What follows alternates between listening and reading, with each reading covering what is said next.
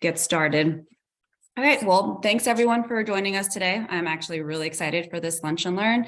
We'll have our guest speaker, Dr. Eleanna Varangis, who's joining us, and she'll be discussing the basics of structural and functional MRI, which I think many of us will appreciate this educational opportunity. I know I will.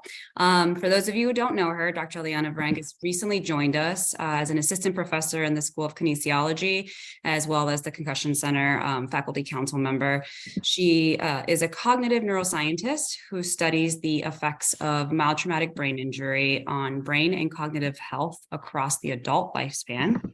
Her research utilizes cognitive assessments and while using fMRI, both at rest as well as during a cognitive task, in order to probe ways in which mTBI influences neurocognitive function across the short and long-term spectrum.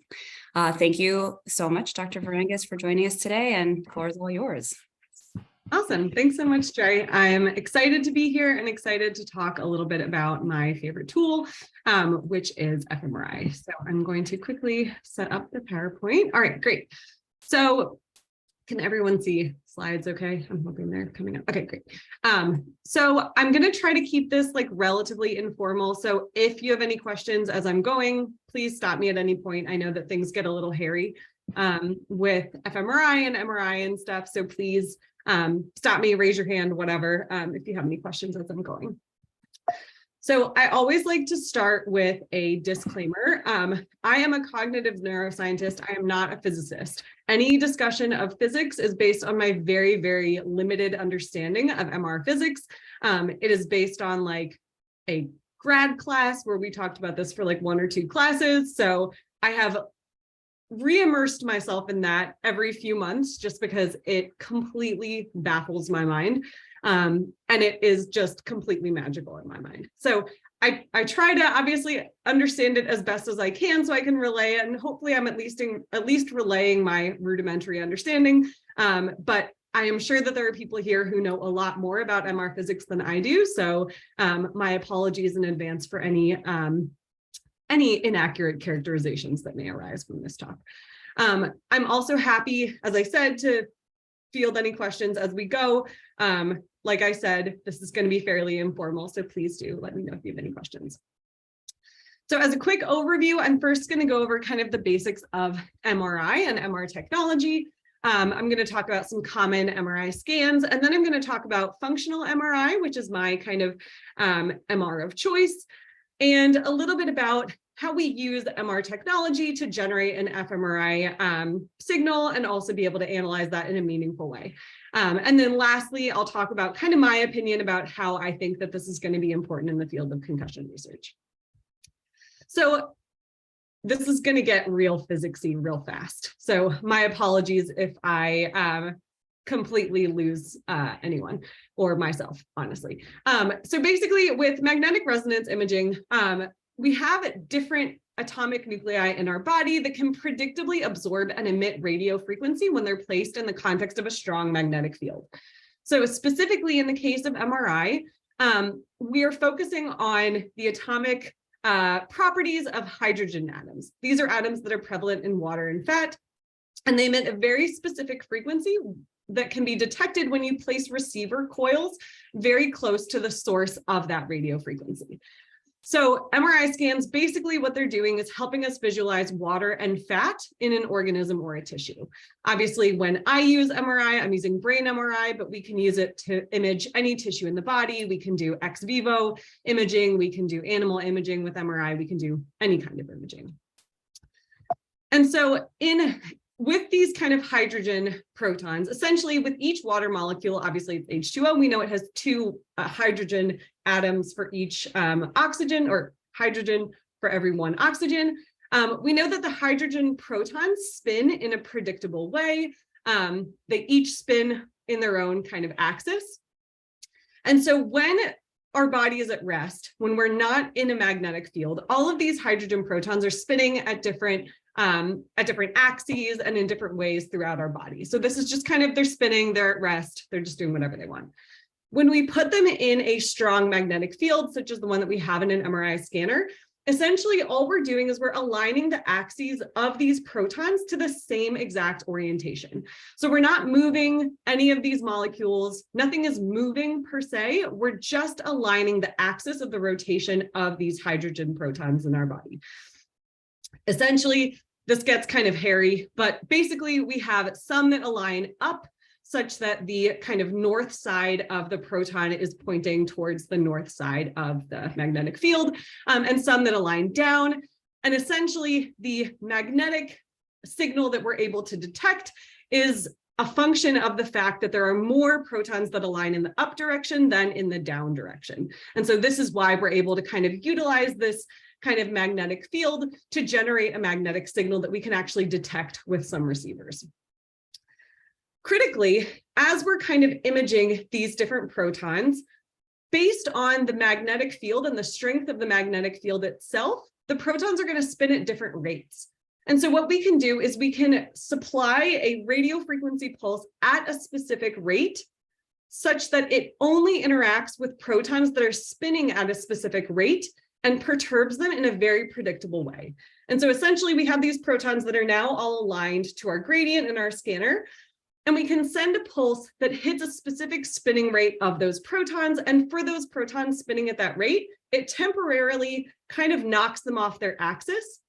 And their returning to the axis is what we can actually detect with our radio frequency receivers.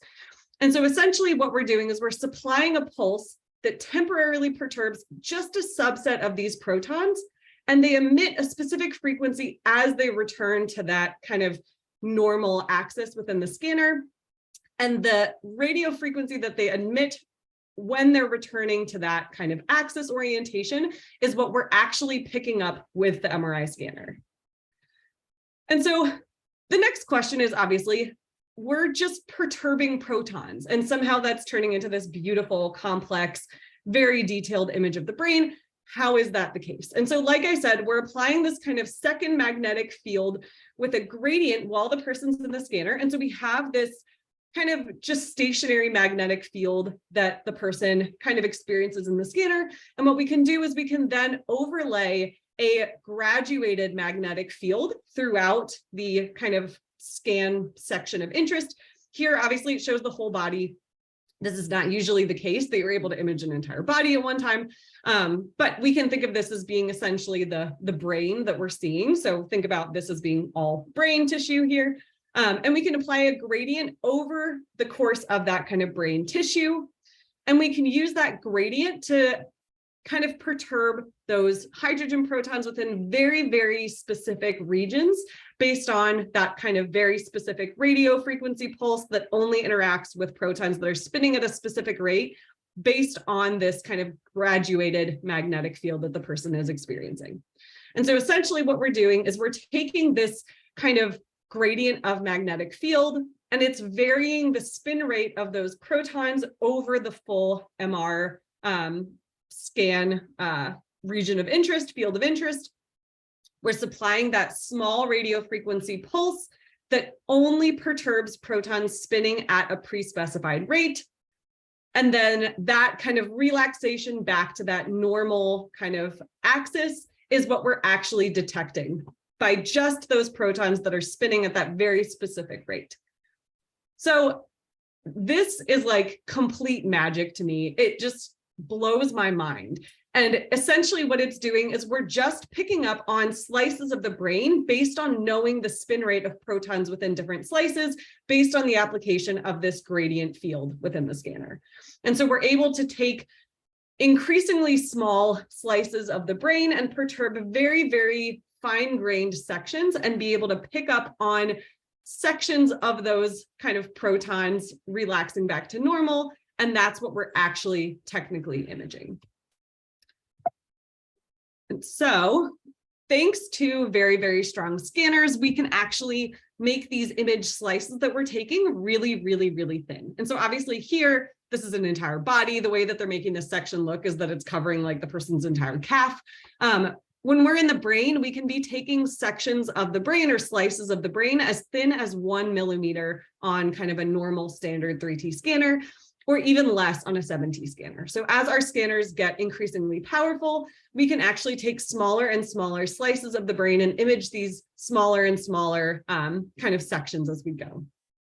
So due to taking these very thin slices, we can get a very, very detailed 3D image of a tissue of interest. And so we can kind of take slices along that gradient and get these very, very fine-grained measurements of the different types of protons that are returning to normal, or the different degrees of those protons.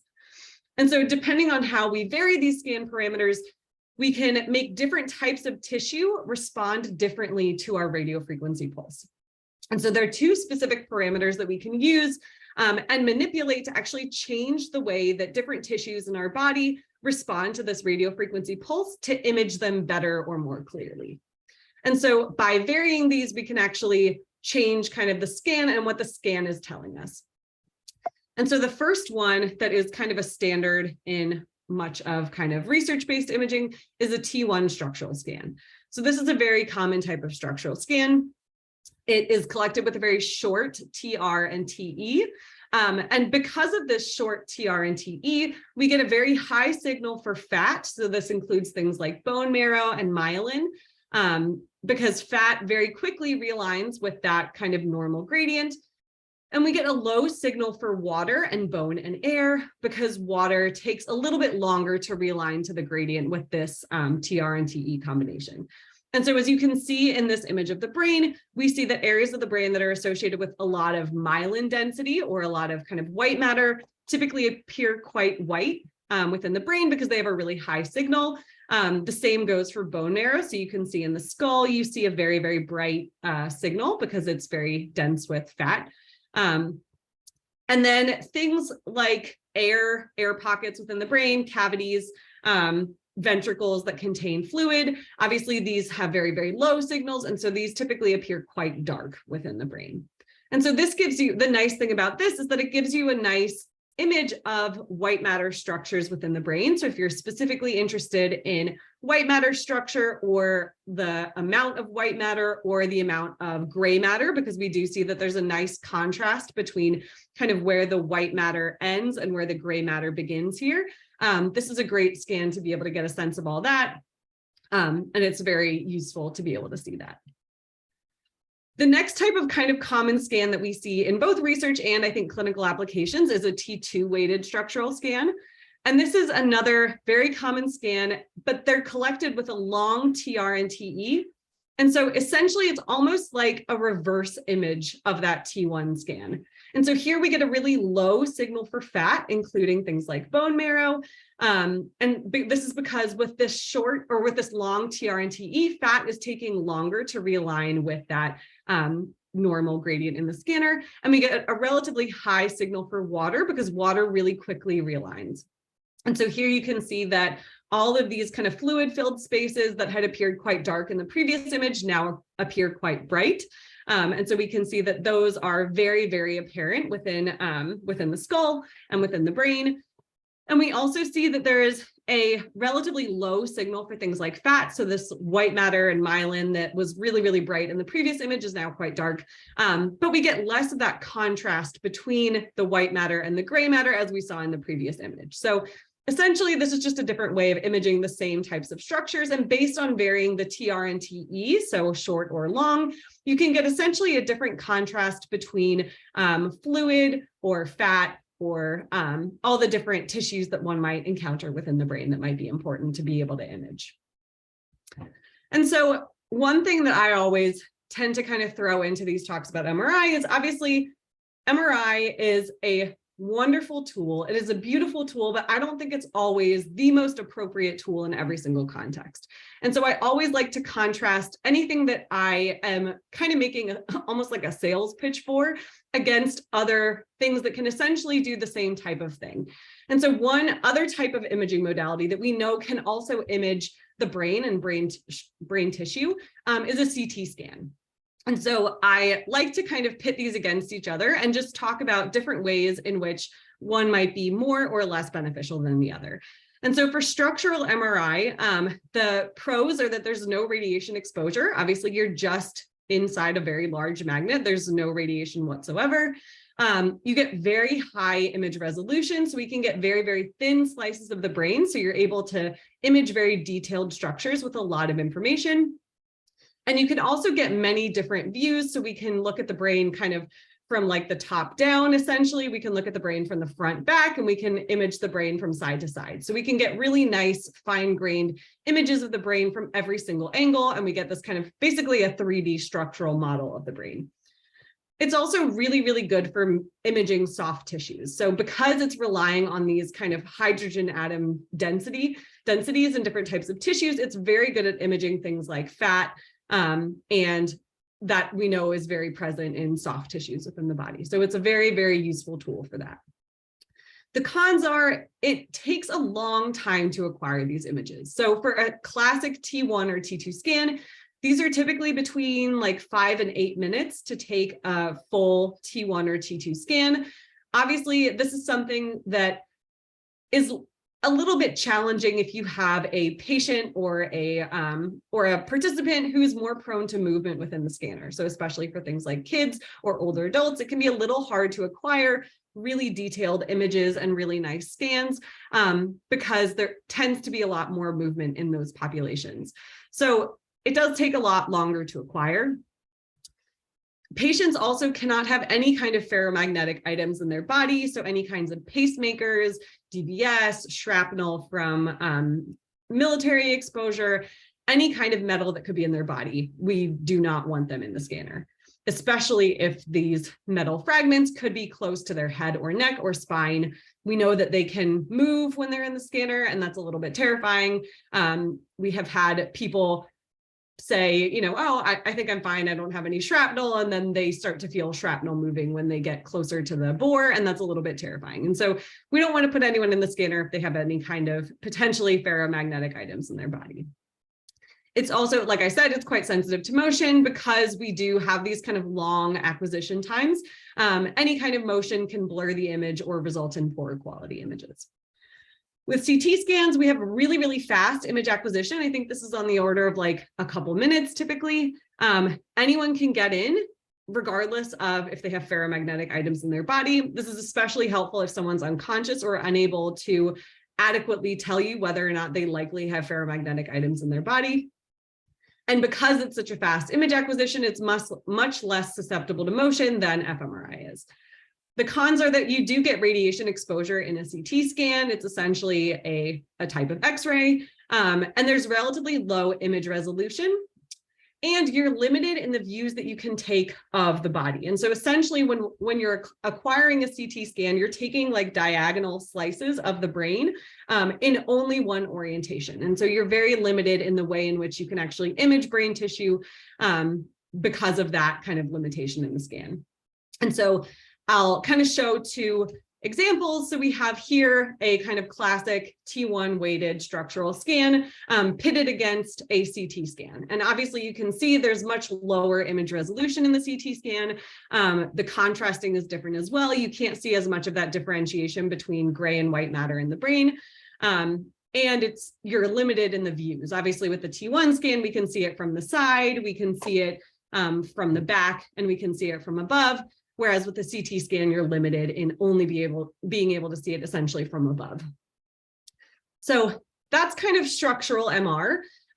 It's great. We can get a really beautiful view of the brain while the person is still alive and walking around. It never ceases to just make my day to be able to say that I've like seen inside someone's skull while they're still alive and happy and healthy.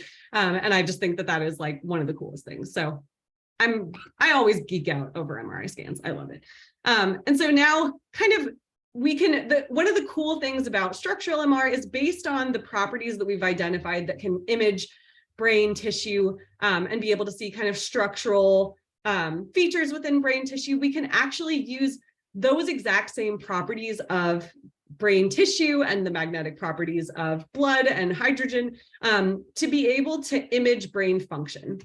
And so for this, we use functional MRI. And so functional MRI relies on the magnetic properties of tissue to generate what we call blood oxygen level dependent images. that help us visualize regional inhomogeneities in the magnetic field associated with areas exhibiting a high ratio of oxygenated to deoxygenated hemoglobin. So that's like the most succinct way to phrase it, but I recognize that that makes no sense. So essentially, when a brain region is active, it consumes a really, really large amount of glucose and oxygen. So you get this kind of regional effect where you get a high consumption of glucose and oxygen. And we talk about the hemodynamic response being a property of the brain that rapidly and on demand increases blood flow to very specific parts of the brain that are regionally active. And so the vasculature in your brain is actually very intricate and very complex. And so you can get very specific blood flow to specific, very small areas of the brain that were recently active. To essentially replenish those oxygen and glucose supplies that were recently depleted.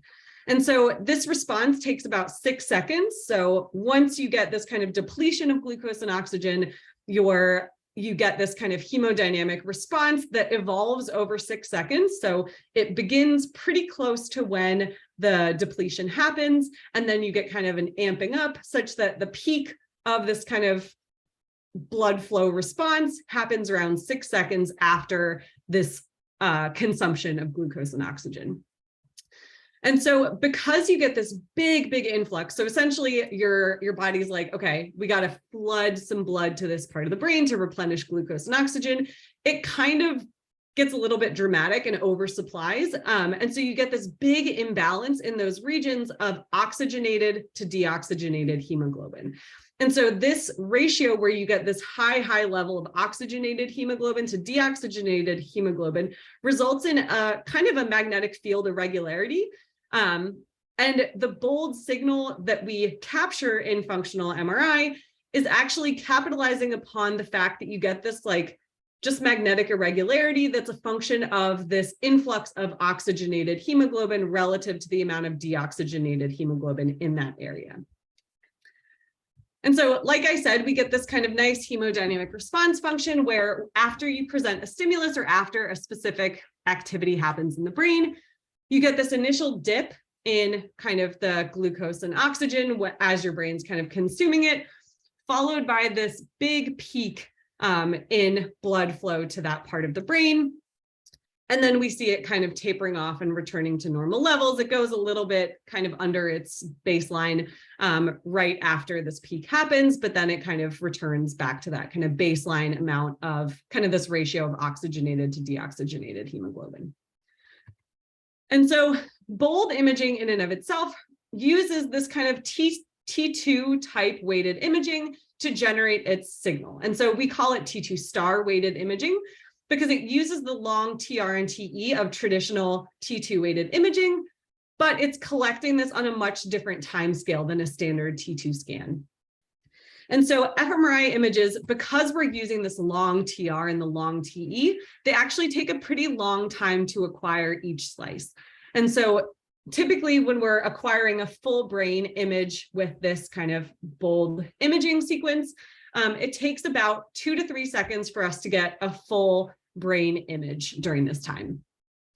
This can be kind of cut down as you use kind of stronger scanners and stronger magnets, but we refer to this as a kind of sluggish scan because when we think of different activity that's happening in the brain, it can be happening on a much faster time scale. And so 2 to 3 seconds is actually really long when we're talking about certain kinds of cognitive processes. And so fMRI obviously is not going to be the best tool to be imaging really fast cognitive processes, such as things like reading or attention, because we can think of things like reading and attention as occurring on the order of milliseconds rather than on the order of several seconds.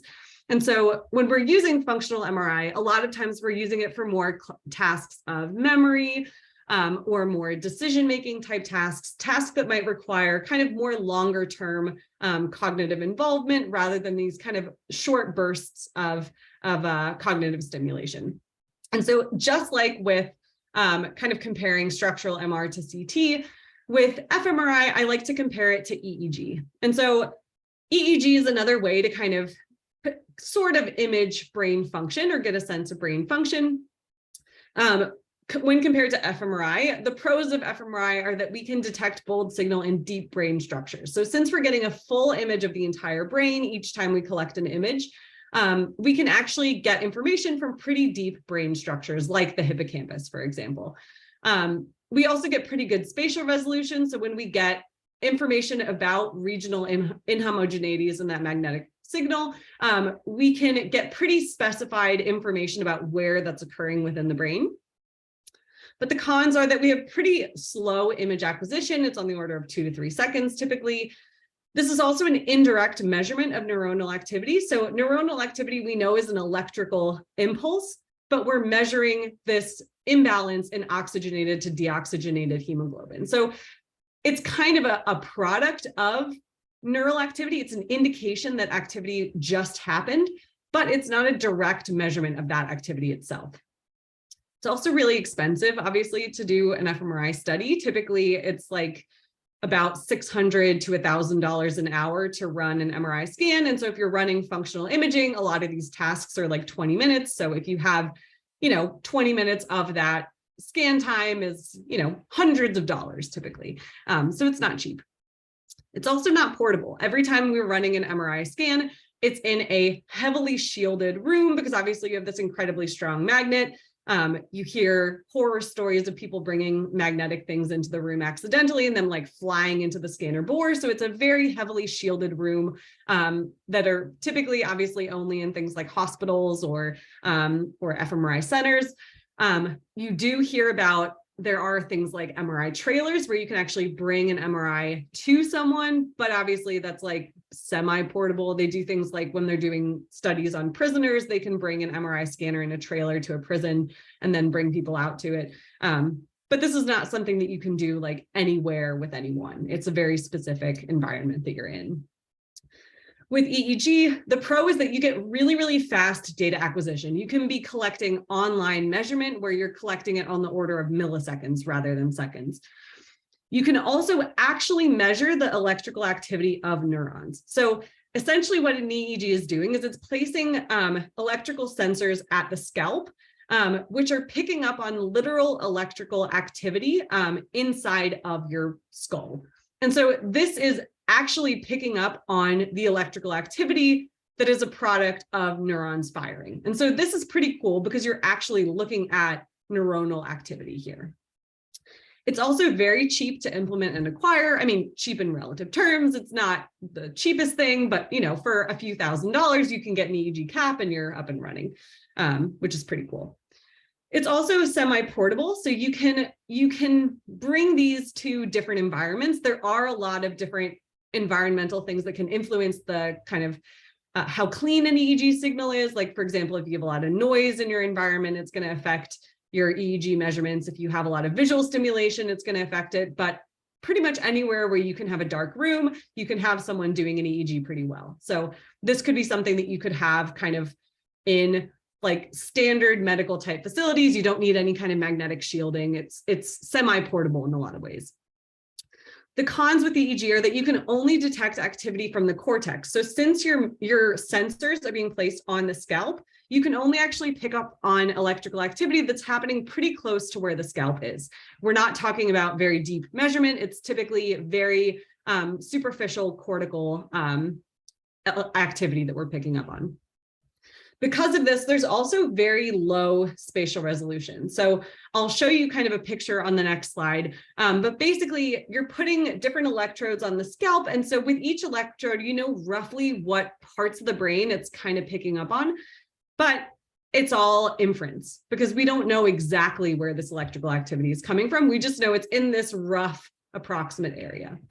And so this is kind of an example of the type of data that you're going to get from an fMRI study versus an EEG study.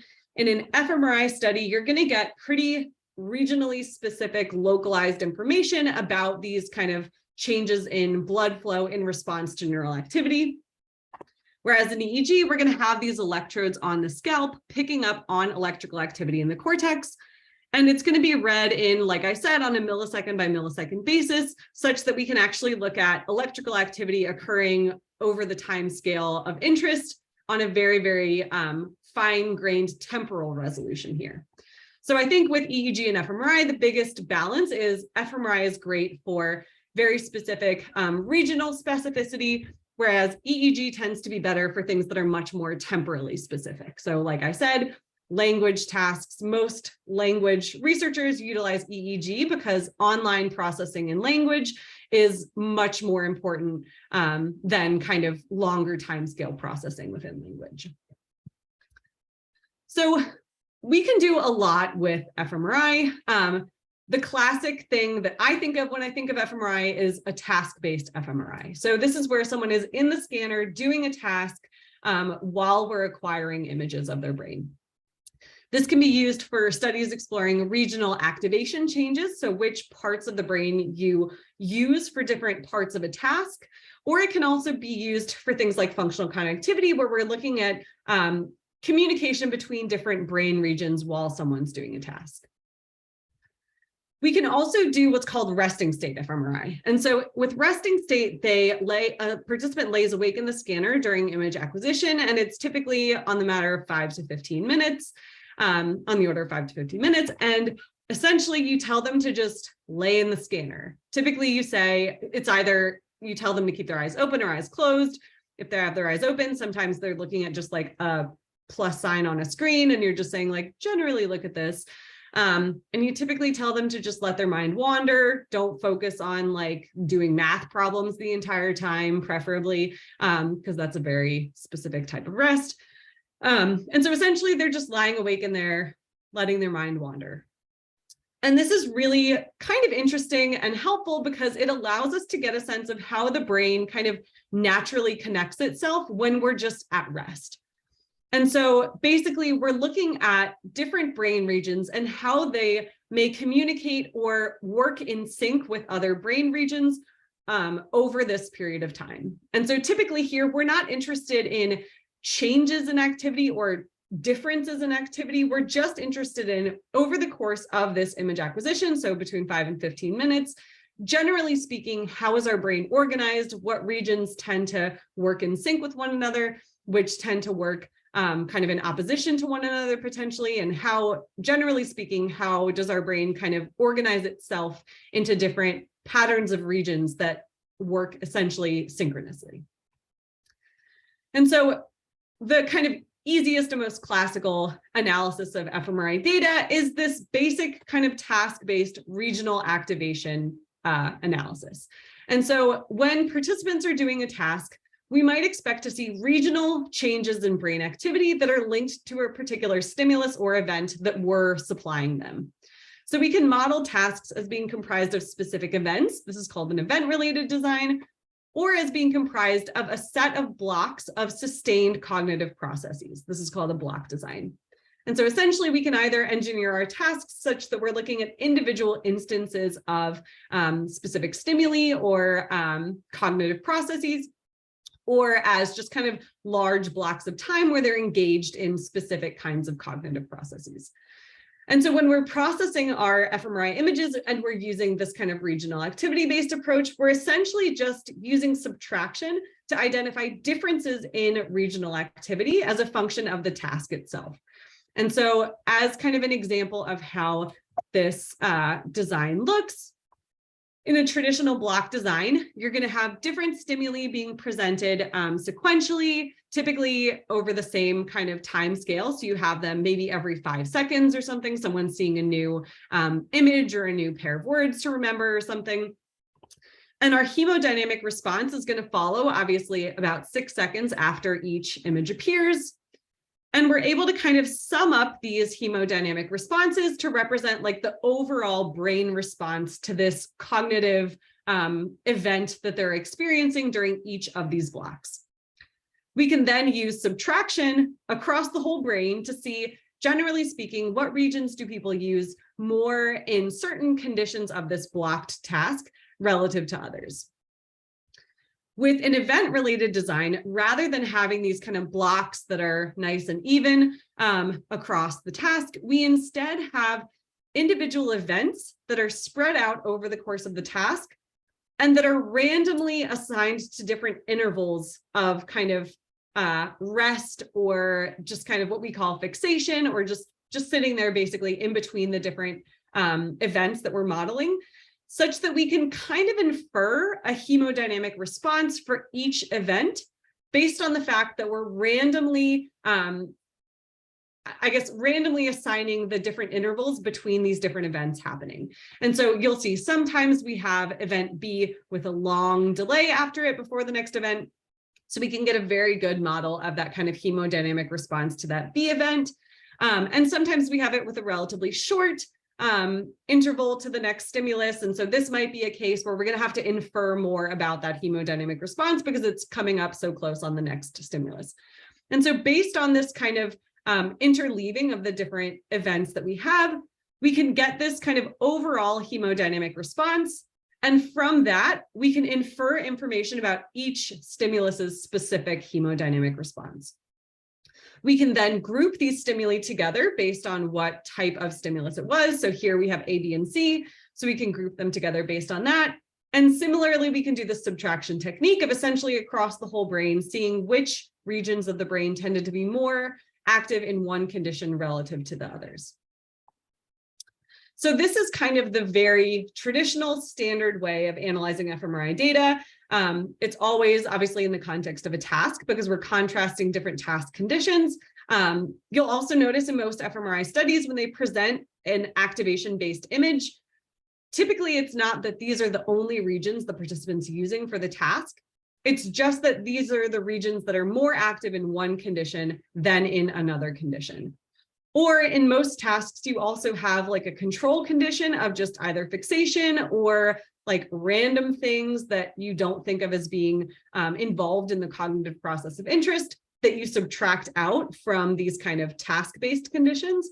And so even our baseline is typically something that is associated with a lot of brain activity. So we're always using like our entire brain every moment of every day, basically. But just depending upon the cognitive task at hand, we're more likely to use certain parts of our brain than just kind of our baseline level of utilization of those regions. So this is one way of modeling fMRI data. Another way that has become increasingly prevalent within cognitive neuroscience literature is functional connectivity. And so essentially, during a task or during rest, we can not only look at how different regions are more or less active, but we can look at how regions tend to be synchronously or asynchronously working with other regions.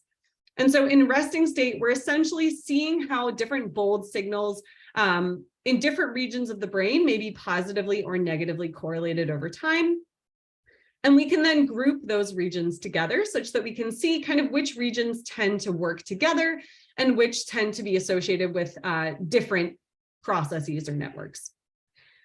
In task-based analyses, the main difference between these activity-based and functional connectivity-based analyses is that rather than looking at which regions show differences in bold signal related to different task conditions, functional connectivity instead explores ways in which task conditions affect the way that regions organize themselves into different sets of networks. And so essentially here, we're not so much interested in, are there differences in blood flow when we're doing different parts of the task? We're instead interested in how does the brain essentially reorganize itself into different sets of regions that work together based on what type of task they're doing or based on the part of the task that they're in. And so to do this, what we always kind of start with is our time series data. And so this is basically the value of our bold signal from one or more regions of interest at each scan time point. And so this is kind of an example from one study that I did where we had a set of regions that we were interested in. We pulled the raw bold data from each of those regions. And basically all this is it's the exact bold signal at each scan time point. And so every 2 to 3 seconds that we're acquiring a new image of the brain, we get a new value for that bold signal. And this is just showing the fluctuations in that bold signal across the entire time course of our task or of our resting state period. So it's essentially, when we look at the bold activity in and of itself, this is essentially a reflection of the activity in that region over time. And our interest in using this in a functional connectivity approach is to look at how fluctuations in that bold signal over time in one region compare to fluctuations in that signal over time in another region of the brain. And so there are a lot of different ways that you can do this. The first, that is a very commonly used approach, is kind of an independent or a principal components analysis. And so essentially you have this long resting state scan or long task-based scan, and you have all of your regions you have your entire brain basically, and it's showing which sets of regions tend to work together over this entire time period. And so typically you have the entire scan that you're using. So for example, a resting state scan, and basically what it outputs is a set of maps of regions that tend to show similar fluctuations in bold signal over time. And so these are regions that we think of as working synchronously together because they show similar fluctuations in that bold signal over time. And we typically refer to these as networks. So if we have a set of regions that we know kind of work synchronously together, we think of this as potentially reflecting a network of regions that may also kind of work together and communicate with each other in order to share information during rest or during a cognitive process. Another way that we can model these functional connectivity data is with what we call a seed-based approach. And so here we choose one or more regions and we examine what other regions of the brain show a positive or negative correlation with that one specific region. And so basically we're taking that kind of bold time series, so that kind of fluctuation over time from that one region, and we're saying anything that is significantly positively or negatively correlated with that region, we want to see. So basically what you get from a seed-based connectivity analysis is a map of regions that are either positively or negatively correlated with one specific region. And lastly, the approach that I tend to use a little bit more of is ROI to ROI connectivity. And so here we actually choose a set of regions of interest. So these aren't necessarily anatomically defined. They can be based on anatomy, or they can be just kind of small areas identified throughout the brain. And we're pulling the time series from each of these regions. And then we're basically generating a correlation matrix of the bold time series correlated from each of these regions with each of the other regions. And so we're looking at, for the regions that we've identified, how are they correlated with each other? And can we find kind of patterns of correlations where these regions tend to be kind of working together or kind of working in opposition to one another? And so I'll go through kind of some brief examples of each of these. And so for the ICA, like I mentioned, this is kind of an example of what you might get as the output of an ICA, where essentially it's returning to regions of the brain that tend to be positively correlated with one another over the course of the scan. And so you get here, they've identified 20 different networks or components where these are essentially different patterns of brain regions that tend to be positively correlated with one another. And so from this, you can then kind of look at these regions and identify what they might be associated with from a cognitive perspective, and maybe be able to start labeling some of these different networks as being related to specific types of cognitive processes. And so a lot of times the types of networks that tend to come out are things like the default mode network, which we think of as being related to like mind wandering and just kind of rest. You might see things like the frontoparietal network come up. This is a network primarily involved in kind of executive functioning and working memory. And you can, based on these kind of different regional distributions of activity, you can see how regions tend to work together. And we can think of these as potentially being a scaffold for cognitive processes. So if these are regions that naturally talk to each other quite a bit, it's likely that when we're undergoing some kind of cognitive process, these regions are similarly talking to one another and able to kind of facilitate our processing of that stimulus. For our seed-based analysis, this is just kind of an example. Here they've identified like a seed within the parietal cortex, I guess, and they're looking at, primary motor cortex, and they're looking at whether this seed is positively related to activity in other parts of the brain. And so here we've identified at rest, these are the regions that tend to be positively correlated with activity in this one region. And this is the same thing, but just during a task. So this is those regions that tend to be positively correlated with this left motor seed during this task that they're doing. And so basically, it's just showing you what's connected to one specific area of interest. And finally, in our ROI to ROI connectivity, we're basically here, they took basically just spheres, and they're basically placing these spheres in different areas that they think might be important for us to know more information about. They're pulling the time series from each of these spheres of brain, basically, and then they're correlating the time series with that of all the other spheres that they're looking at, and looking at how these different parts of the brain tend to kind of organize themselves into different networks. So here, they've kind of organized it by network, and they're looking at differences in patterns of these kind of connections among these regions of interest based on whether someone has MCI or mild cognitive impairment compared to healthy controls. So I know that was a lot. We've kind of covered a lot of ground, but I wanted to share a little bit about my thinking about using this in TBI research. And so obviously with TBI research, we're interested in identifying structural and functional differences related to acute concussion or history of concussions. So there are a lot of ways that we can do this, but we might think of this as being kind of segmented into what we can do with brain structure and what we can do with brain function, as well as what we can look at over acute versus long-term timescales. So first, with kind of concussions or head impacts, we might think that they could cause acute changes to brain structure, which may or may not resolve over time. So we don't quite, I think there's a lot that we still have to learn about this, but there's a chance that we might see kind of small changes in brain structure as a result of exposure to concussions or head impacts that could kind of eventually get better, but they might not. They also may cause acute changes in brain function or organization that may also resolve over time. So as someone gets a concussion, we know that there are a host of cognitive concerns that people tend to report. And so we can think of these as probably being reflective of differences in brain function that the individual experiences after concussive injury. And so typically, as we know, a lot of these cognitive symptoms do tend to return to kind of baseline levels after resolution of the concussion. And so a lot of these functional differences also tend to resolve as one is recovering from a concussion. And we might see that things kind of get back to normal a few weeks or months after a concussion itself. But what I'm interested in is the kind of more long-term effects of these injuries on brain structure and function.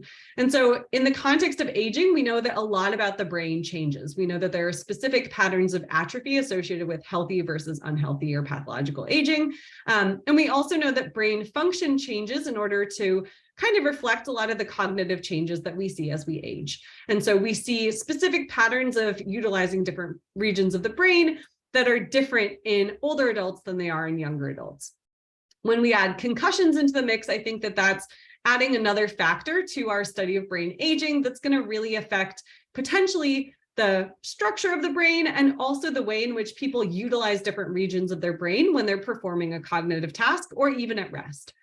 And so that's kind of what particularly interests me, is this idea of looking at these long-term effects of concussive injury on the brain structure itself, but also how we use that structure.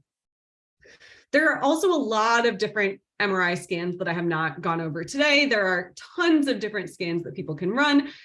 Some that are particularly of interest, I think, in mTBI are diffusion-weighted imaging. This is very specific imaging of white matter tracts and kind of the integrity of different white matter tracts. We know that concussion can cause damage to white matter. And so this is obviously of particular interest in concussion, is being able to get good imaging of these tracts and the tract integrity. There's also arterial spin labeling perfusion scans that we can do, looking at differences in blood flow to specific regions of the brain.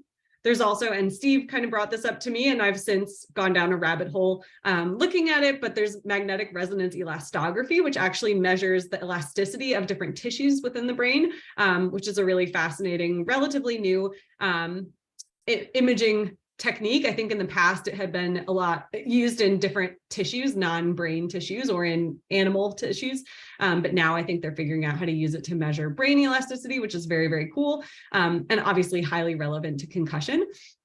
But there are obviously tons of different MRI scans that you can actually run. It's obviously when you're kind of picking and choosing your different MRI scans when you're designing a study, there are just like hundreds of options for different things that you can do that might better image different types of tissues or different properties of the tissues of interest. And so as a cognitive neuroscientist, I think that it's like part of my like door-to-door salesman mentality to plug why I think fMRI is especially important. So while structure, I think, is important to account for, because we do know that brain structure changes over time and that it can be impacted by different insults to the brain, we believe that cognition arises from brain function. And so most of the time when people who are older or who've had some kind of brain injury complain about something, they're not complaining about the fact that they think that they might show specific regionalized patterns of atrophy.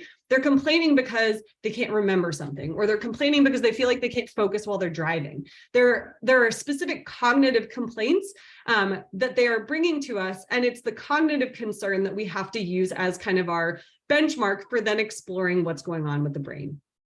And we know that brain function is dependent upon two things. The first is the availability of brain structures. So you have to have a brain structure there in order to utilize it, obviously. And so we know things like when you remove a hippocampus, either both hippocampi or one, people tend to show memory problems. And so if we don't have that structure, we typically have problems with that area of cognition. So we have to have that structure there to begin with. And secondly, we have to be able to use that structure efficiently and effectively. So in order for us to be able to engage in any kind of cognitive process, we have to be able to then take that structure that we have and use it in some way. And so while we learn a lot about how brain regions work using resting state, fMRI, or at rest, rest itself can only tell us so much about how the brain is working. So for example, and my advisor from grad school, Kelly Giovanello, always used this example. If you're concerned about heart disease, your doctor typically performs an EKG, but they also perform a stress EKG. Similarly, if you have a cognitive concern, you need some kind of cognitive challenge to truly test this system. So your brain may look fairly normal when it's at rest or when it's just not engaging in a specific cognitive task that you're finding difficult for you.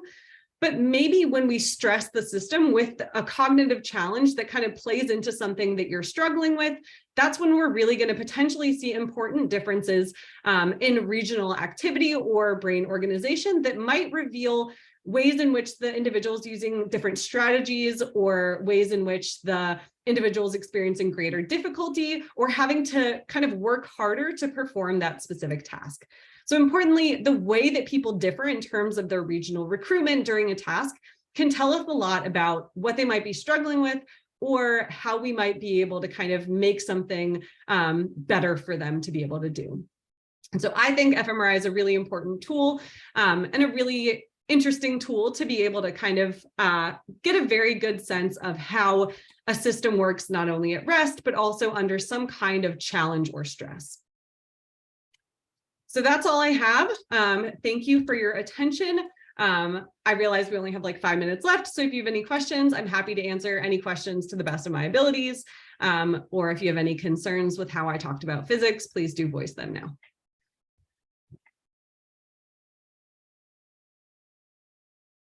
Definitely don't think there were any concerns. I'm concerned.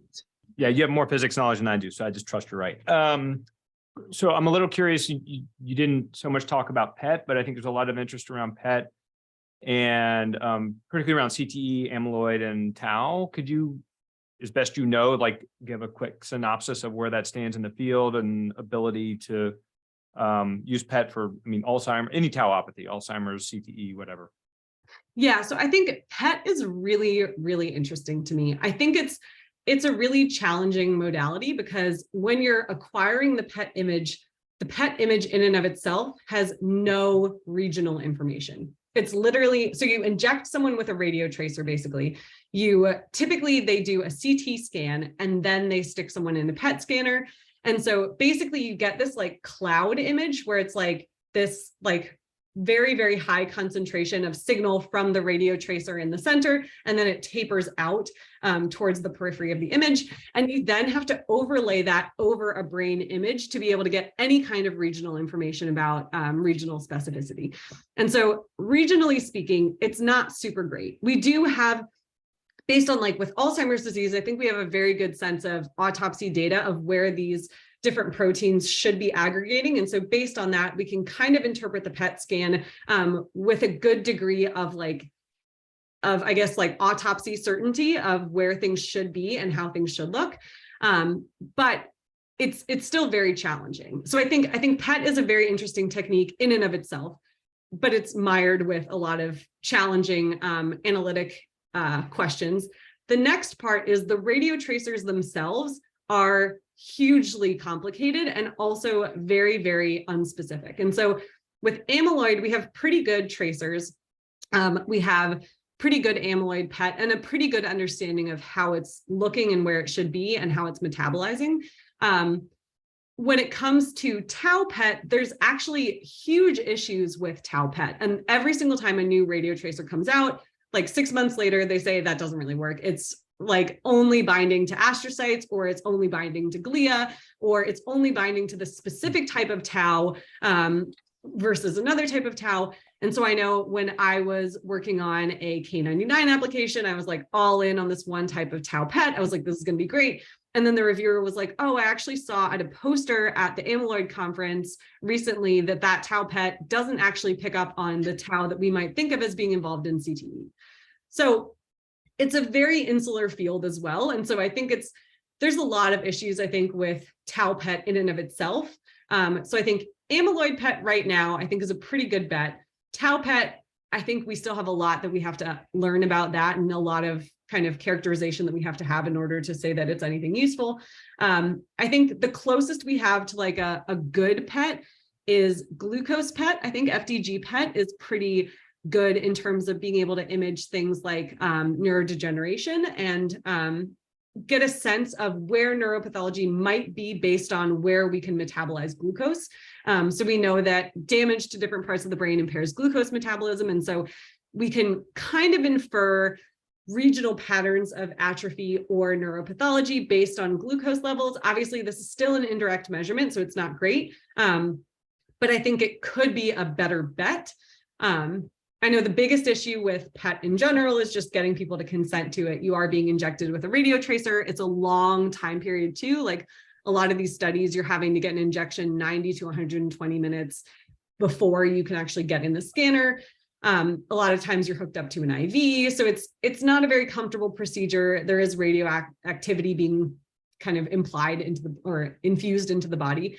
And so it is not without challenges to kind of recruit people to do it as well. But I think it's a really fascinating tool, and I think it's really cool because you can actually look at regionalized protein deposition within the brain. I think we just have to do a lot more to get more specific and better ligands to actually be able to speak to any kind of regional specificity with any certainty. Great, thanks. There's a question in the chat. Are there any studies on the variations in the fMRI results among the population, normal or abnormal, while doing the same task?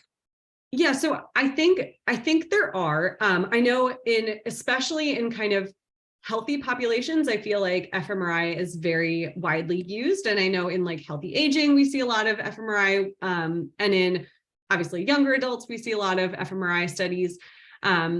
I think the cool thing about some of the current work with fMRI is that there are a lot of studies collecting really, really big data sets of fMRI data.